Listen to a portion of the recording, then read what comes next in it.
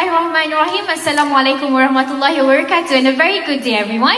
My name is Amalina Anwar from UNICEF. So today I'll be speaking the 100 words from Strategies to Leave No One Behind. Strategies to leave no one behind need to be based on evidence and incorporate the rights and the protection of the most marginalized, irrespective of geographic location, ethnicity, or disability. Holistic approaches and strategies which support a comprehensive social protection law and reduce vulnerability to shocks, alleviate poverty and stigma are core to leave no one behind. The pursuit of shared prosperity and inclusive growth must be supported by a comprehensive regulatory framework to address the rights of the most marginalized populations in line with international standards. Leave no one behind requires the participation of the business community, civil society, and an overall shift in attitude towards human rights. Thank you. Thank you. Next speaker, please. Thank you very much, Amalina. I'm Nadia Niveen from UNDP. This is from the session on Peaceful, Just and Inclusive Societies, the Role of Institutional Reform.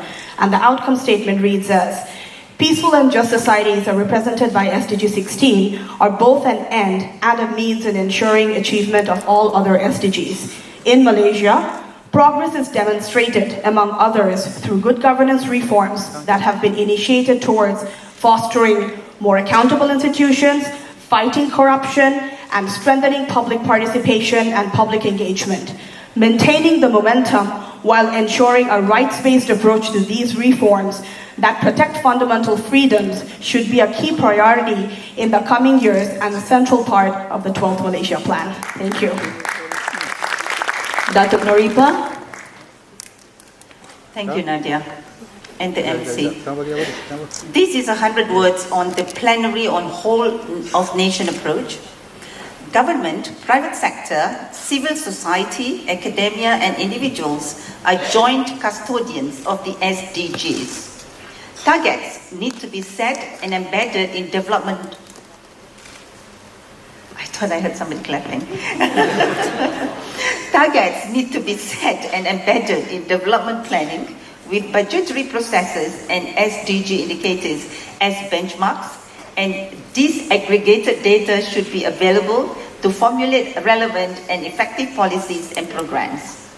Such intervention should combine public investment, fiscal stimulus, and regulatory reform to crowd in private sector to enhance scale of impact.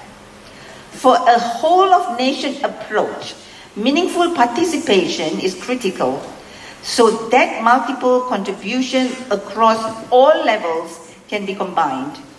And integrated approaches and coordination structures should be institutionalized for vertical and horizontal coherence in mainstreaming, implementation, and measurement of SDG progress, gaps, and challenges.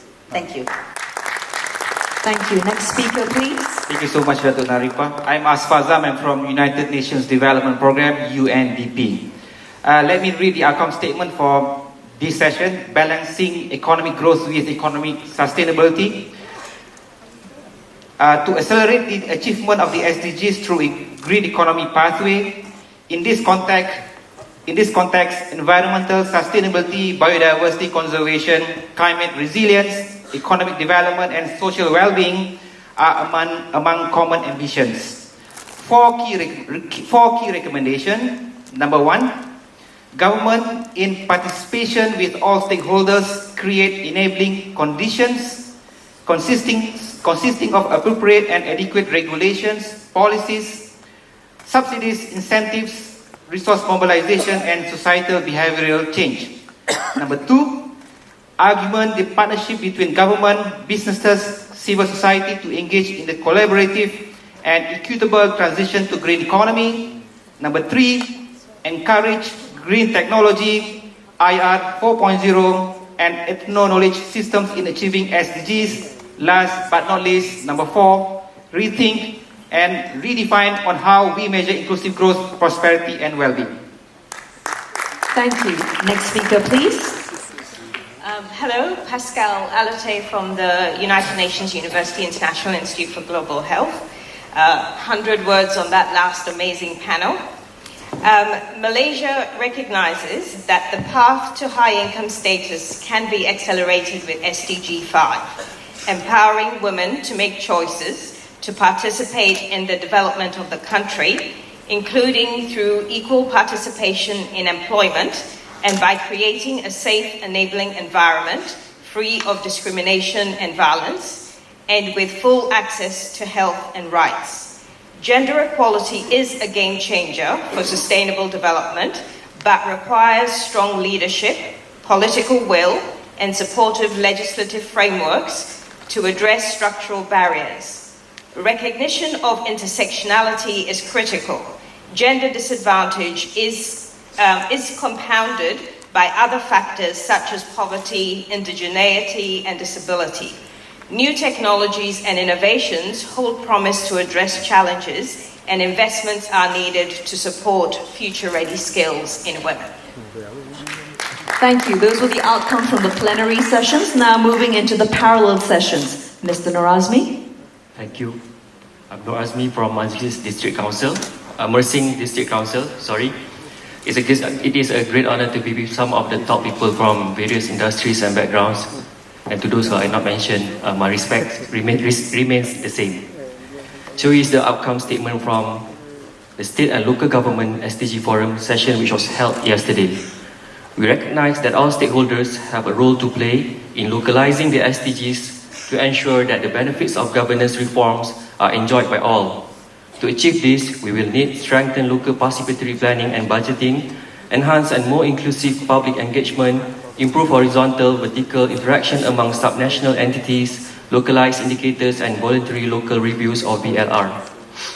Highlighting the need for medium-term plans and funding allocations, coordination among all levels of government, including with community leaders, is essential for policy coherence and delivering integrated urban and territorial planning. Thank you. Thank you. Next, moving on to Business Leaders SDG Forum. Hi, I'm Hannah from Global Compact Network Malaysia. It's been an awesome 2 days, everyone, right? Yes. Right. Okay. From the Business Leaders Forum, what our 100 words is, we need a paradigm shift in the way business is conducted. And given consumer expectations and global value chains, this is not just important for the achievement of the SDGs, but also important for business. We need to move from a grey to green economy, ensure decent work, promote gender equality in the workplace, and prioritize decarbonization. It is mission critical that corporate leaders strive towards creating a culture of making the SDGs part of their business agenda. This can be done by 4 main thrusts. 1, develop sustainability SDG compliant business models and production processes. 2, spur innovation and technologies to accelerate SDG achievement.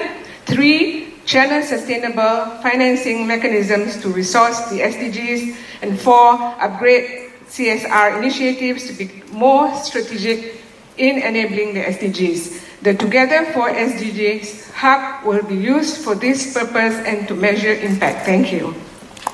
Thank you. Prof. Sheila. Assalamualaikum, salam sejahtera and a very good evening. Representing the academics who had a very energetic session. So this is the statement. We are proud to launch the Malaysian SDG Academic Network. This academic network will provide a space for public and private universities and other relevant stakeholders to share knowledge, capacity, and evidence related to SDGs. We are committed to collectively share experience in localizing SDGs and in finding sustainable solutions in the Malaysian context and provide thought leadership in such areas. We are duty bound and have the necessary expertise to assess the current and potential impact of national policies and programs on SDGs. Finally, we will work with all stakeholders to generate, translate, and disseminate knowledge that identifies SDG priorities, assesses policy options, and gives input for the intervention by the relevant stakeholders. Thank you. Thank you. Melinda Ann, moving on to you. Good evening, everyone. I'm Melinda, and I am representing the CSO SDG Alliance. So we as CSOs jointly recognize the multi-dimensional nature of SDGs, encompassing economic, social, and environmental concerns, including human rights. In this context, CSOs play a major role in localizing SDGs and reaching out to the most vulnerable sections of our society. We affirm the need for the government to create an enabling environment for the institutionalization of stakeholder engagement and the formulation of a national policy for this purpose. In addition, we recognize the need for access to information through a Freedom of Information Act and access to justice, which will further enable greater citizens' action in public interest litigation. Thank you. Thank you. We move to Nurul Huda. On behalf of Malaysia Youth Council and Junior Chamber International Malaysia, we'd like to thank United Nations for allowing us to lead the Youth Forum. We had an interactive session where we will publish the projects that the youth proposed in an e-publication. And the statement for today is, we, the youth and leaders of the country, recognizes our role in mobilizing the people. As active citizens, we are ready to act together on the SDGs and commit to educate our local community on the 17 UN SDGs, to promote positive action towards the SDGs in our country, community and nation, to work towards creating more collaboration with the government agencies, private sectors and local community, to produce programs related to SDGs, and to uphold the principles of inclusivity, fairness, equality, and leaving no one behind. We are not simply beneficiaries, but real partners and active agents of change for Malaysia to be able to achieve the SDGs. Thank you. Thank you. We now move into the Children's SDG Forum speakers, last but certainly not least, and in fact, to highlight the importance of youth voices. Alicia, together with Reshmant. Go for it. Hi, I'm Reshman. And I'm Alicia. As a recap, we had our children's forum today where we imagined our ideal to 2030 and shared our plans and dreams on how to make that happen and captured it here. We hope that more adults, meaning all of you here and beyond, will listen to the voices of children and take action with us. We, the children, call upon everyone's commitment towards achieving the Sustainable Development Goals. Because we dream that every child in Malaysia lives a safe, inclusive and healthy environment by 2030. 52 children are here today from across Malaysia. We are all different, but we all share the same dream. We urge all decision makers to hear our voices on what action needs to be taken for a better future for every child. We call upon all of you today to ensure that every child in Malaysia gets a quality and inclusive education. That every child lives in a safe, clean and healthy environment. And that no child lives in poverty. We are the present and the future of this country. We will do our part. Will you join us in making this dream come true? Thank you. Wonderful.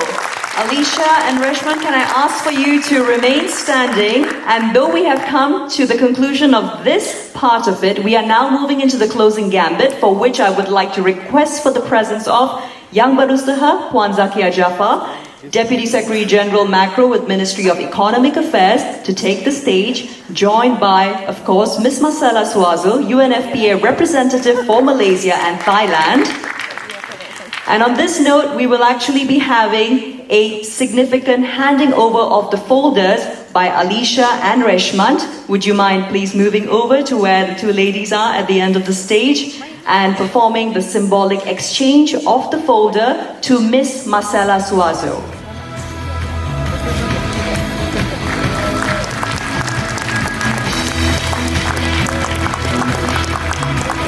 Thank you very much, Alicia and Reshmant. Now we witness, of course, the handing over of the folder from Ms. Marcella to Yang Berusaha Puan Zakia Jaafar, Deputy Secretary General Macro with Ministry of Economic Affairs, signifying custodianship as well as acknowledgement. I'd like to invite our media to take this golden opportunity for a picture of everyone on stage up here with all 12 representatives, Puan Zakia Jaafar as well as Ms. Marcella Suazo. Thank you all very much indeed.